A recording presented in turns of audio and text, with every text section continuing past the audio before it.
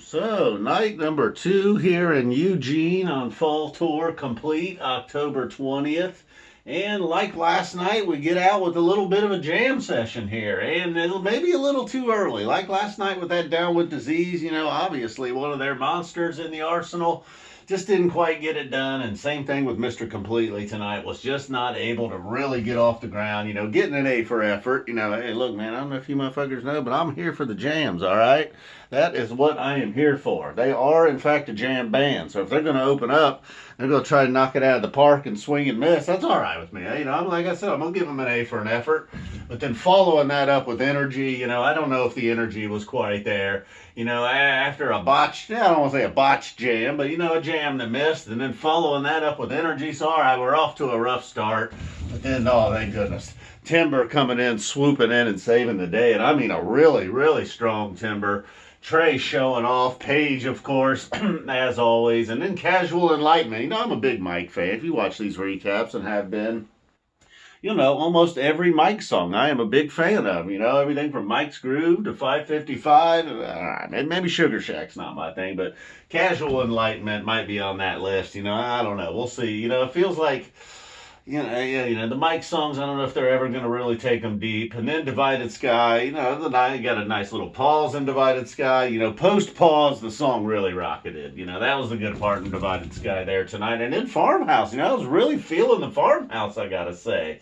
Got into that Bob Marley sounding part, and I was like, all right, maybe it's not full chomper on Farmhouse all the time. Then Split Open and Melt. I was hoping we'd get us some Melt this fall tour, and we do with it, as you see there, with an end of session.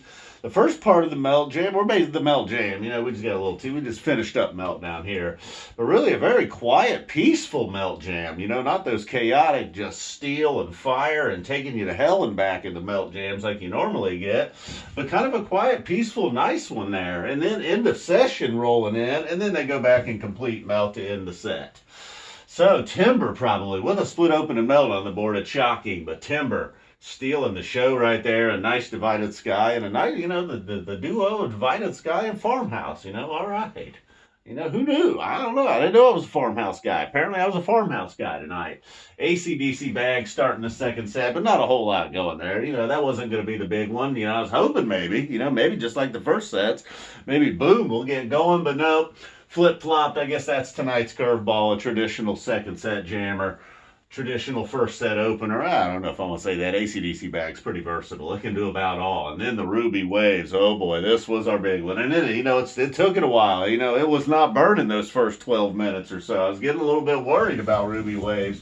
But it finally does. It takes off. And then what seemed like the jam, like a completed jam, ends very nicely. And then, speaking of taking off, there was like somebody was using an effect that sounded like a rocket just taking off, each engine firing at once. And then they go into part 2 of the jam and then roll it out another. I don't know what the complete timing on this was.